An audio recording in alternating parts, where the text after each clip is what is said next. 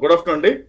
నమస్తే sir. Sir PV Sunil గారు గత జగన్ ప్రభుత్వంలో అంటే వైసీపీ ప్రభుత్వంలో 2019 నుండి 24 వరకు తన ఇష్టరీతిన వ్యవహరించి ఉమ్, అంటే తను ఒక ప్రభుత్వ అధికారిని కూడా మర్చిపోయి ఉమ్, ఉమ్, అంటే ఆ, రాజకీయ నాయకుల మీద అంటే అధికార ప్రతిపక్ష నేతగా రఘురామకృష్ణరాజు గారు వ్యవహరించారండి. ఎందుకంటే తన పార్టీలో ఉన్న సీఎం క్యాండిడేట్ అంటే ఎవరైతే సీఎం ఉన్నారో జగన్మోహన్ రెడ్డి ఆయన చేసే తప్పిదాలను బహిరంగంగా ప్రజలకి అలాగే మీడియాకి తెలియజేస్తున్నారని ఆయన మీద కక్షగట్టి పివి సునీల్ కుమార్ అని ఒక ఐపీఎస్ అధికారి ద్వారా ఆ రఘురామకృష్ణరాజు గారిని పెట్టిన టార్చర్ ఏంటో రాష్ట్ర ప్రజలు అంటే తెలుగు రాష్ట్రాల ప్రజలు 9 కోట్ల ప్రజలందరికీ తెలుసండి. ఉమ్, ఆయన అంటే ఒక ప్రభుత్వ అధికారులను కూడా మర్చిపోయి ఉమ్, జగన్మోహన్ రెడ్డి మాయలో పడి అంటే సీఎం చెప్పాడు కదా అంటే సీఎం చెప్తే ఏ పైన చేసేస్తాడండి.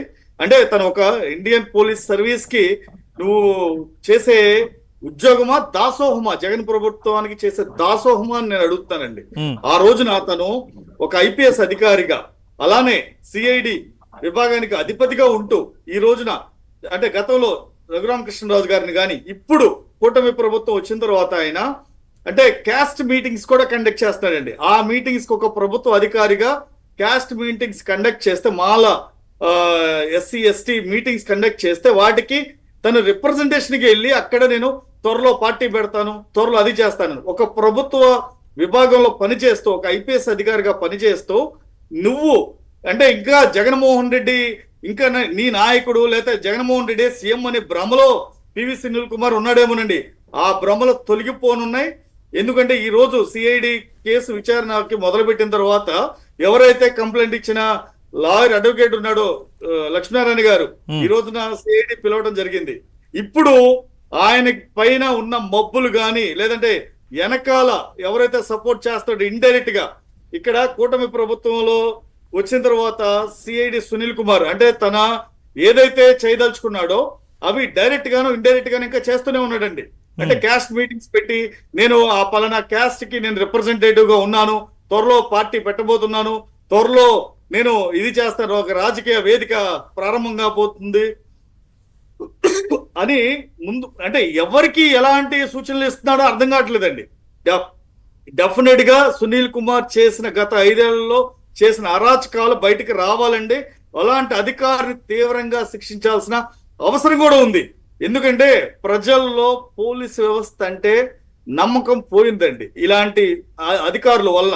మరి ఇతన్ని లంచగొండి అనాలా లేకపోతే జగన్మోహన్ రెడ్డికి దాసోహం చేసిన వ్యక్తి అనాలా లేకపోతే ఇదేంటి ఊడిగించేసే వ్యక్తి అనాలా అర్థం కావట్లేదండి.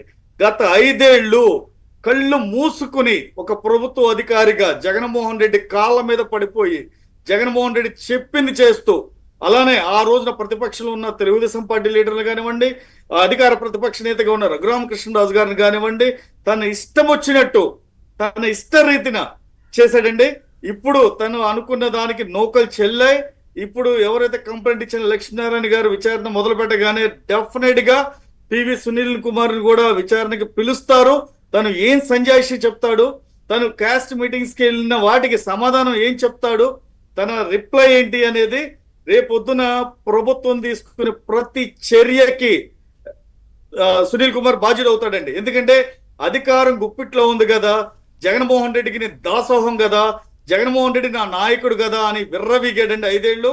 ఇలాంటి అధికారుల వలన రేపు కొత్త తరం రాబోయే ఐపీఎస్ అధికారులకి ఏం చెప్పబోతున్నాడండి పివి సునీల్ కుమార్? ఏం చెప్పబోతున్నాడు అంటే నీకు అధికారం ఉండి ఏ ముఖ్యమంత్రికి పడితే ఆ ముఖ్యమంత్రికి దాసోహం చేస్తే నీకు చెల్లిపోతుందా? అధికారం శాశ్వతం కాదు కదా. ఇక్కడ ప్రభుత్వ అధికారులు శాశ్వతం అండి. ప్రభుత్వాలు శాశ్వతం కాదు, రాజకీయ నాయకులు శాశ్వతం కాదు. రేపు ఇప్పుడు టీడీపీ ప్రభుత్వం రేపు ఏ ప్రభుత్వం ఉన్నా ప్రభుత్వ అధికారే.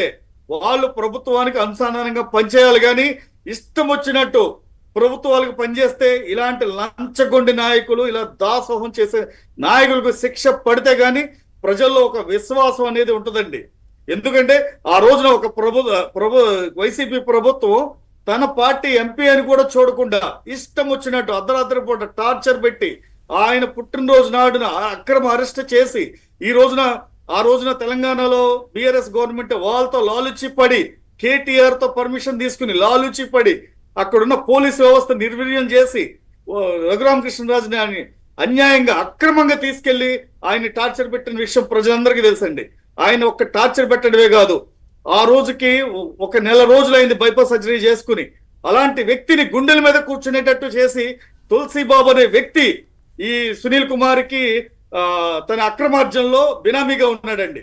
అలాంటి వ్యక్తిని ఈ రోజున ఇంకా కూటమి ప్రభుత్వం ఉండగా ఇంకా నేను రాజకీయ పార్టీ పెడతాను, రాజకీయ వేదిక మొదలవుద్ది అని ఏం సంజాషి ఇస్తాడండి? అదేనా కరెక్ట్? అది నువ్వు చేయాల్సింది అదేనా? రేపు భావితరాలకి పోలీసు వ్యవస్థకి నువ్వు చెప్పాల్సింది ఇదేనా?